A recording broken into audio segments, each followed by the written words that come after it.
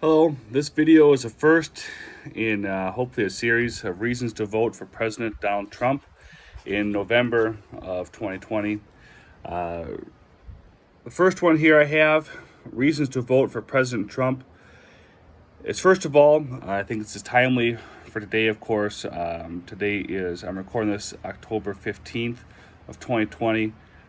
So big news happened yesterday. And then tonight, Joe Biden and Donald Trump are both hosting separate town halls to express their platform. And I just wanted this to get out there so we could talk about one of the reasons here voting for President Trump is a pushback against corrupt media. Pushback against corrupt media. I'll read you my notes here. This includes the mainstream media and big tech companies, Twitter, Facebook, these big tech companies that want to silence conservatives. It says, I wrote down here, for at least my whole lifetime, the mainstream media has been unreliable at best and propaganda arms at the worst. There's no doubt about it, no denying the mainstream media has been many times unreliable, printing false information that they did not properly verify. Also, they've been propaganda arms of the government to help get us into wars, get us into places we didn't belong. And they've just been unreliable. At best, you call them unreliable. You could look back for a more innocent example of that is the 2000 election, where they could not figure out if George Bush or if Al Gore had won, and they repeatedly announced either one or the other as the winner of that election. That's just a small example of them being unreliable, and then also they've been propaganda arms of the government at times, and for that reason they are unreliable. The safest place to be morally, if you look back in history, the best moral position to take is whatever the mainstream media is against. If they're against it, you probably should be for it. If they're for it, you should be very wary and probably should be against it. They have very, very bad credibility. The internet and social media was supposed to be an end to the old gatekeepers of information. One of the benefits of the internet being invented was people like you and me recording this on my cell phone, can get information out unhindered, and we can get that out as if we are on the news, and we can be out there spreading information. That's a great opportunity.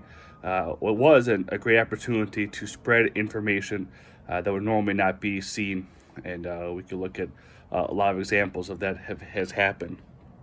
Of social media stories getting out that would never have made the mainstream news.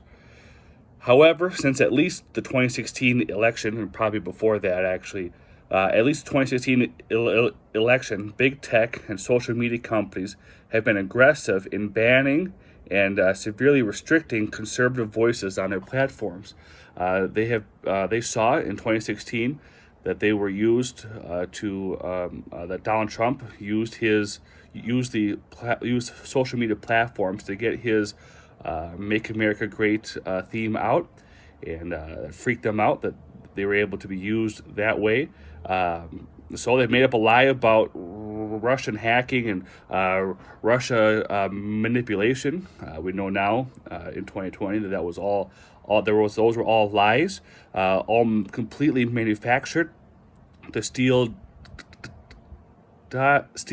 dossier was paid for and brought to light by the Clinton campaign, and it was made up just by the Clinton campaign to hinder the Donald Trump presidential campaign. And we know the Obama White House, with Joe Biden in it, was aware that it was the entire Steele dossier, which is used to spy on the Trump campaign, which is the source of all of the Russian propaganda hoax, was all a hoax. It was all made up. And the social media platforms have said that they're going to crack down on that ever happening again. What they mean by that ever happening again is they mean Donald Trump getting re-elected. And we saw Google immediately said that they're going to work hard to make sure that Trump is not re-elected. Twitter and Facebook have been more coy about it and trying to be more under the radar. However, we've seen them banning conservatives and banning voices, restricting people. I know of a few people that I follow that were banned from Twitter permanently. And Facebook has been, the term is shadow banning people, making sure that you don't see their content. This is egregious. This is terrible for freedom. On October 15th, 2020, Twitter and Facebook teamed up to ban political content. They banned a story that would severely embarrass Joe Biden and his son Hunter Biden, and severely embarrass them and potentially expose their corruption. This story was released by an actual mainstream media newspaper, and they had the guts to print it and to put it out on the social media. And Twitter immediately mobilized to ban their account. They banned the account of the president's press secretary. They banned other accounts for sharing that content. Nothing about it were lies. Nothing about it was untrue. Nothing about it was hacked information. It was all credible information that was released, in fact, way too late. The owner of the content even released it to the FBI first, and the FBI took it and sat on it for 2 years. This man, thankfully, made a copy of the information before giving it to the feds. When he realized they weren't doing anything with it, gave it to this newspaper. But these big tech companies yesterday teamed up, together to ban this content. Big tech is now out in the open supporting the Democratic Party. They are out in the open supporting the Democratic Party. They are not bipartisan anymore. They're not some innocent bystanders. They are not neutral any longer. They are in direct support of the Democratic Party in opposition to President Donald Trump.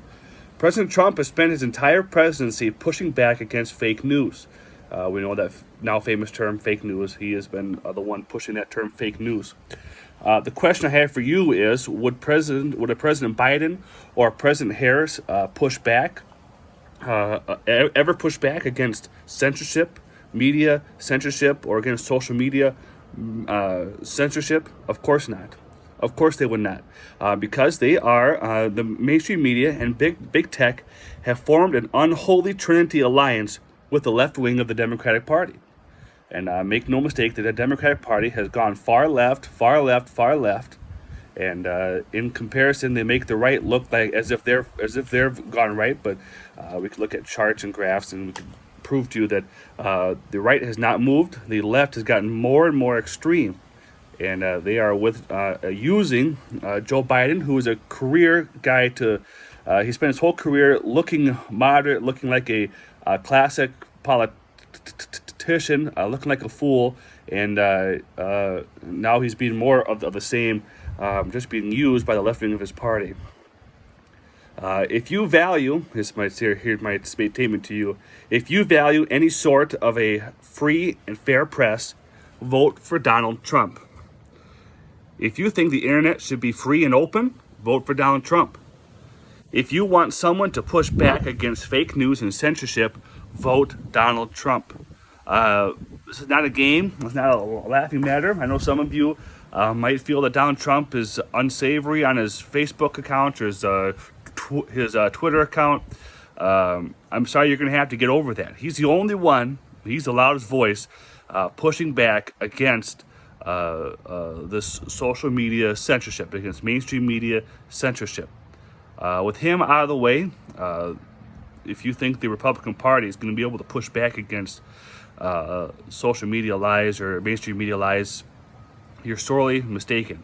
The Democratic Party is not going to push back. They're going to welcome this help from the mainstream media and from social media. They're going to welcome the help from big tech with open arms. It's up to us now. We have the opportunity to vote on November. Vote early if you can, but vote for President Donald Trump. And I would also encourage you to vote Republican down the ticket. God bless you.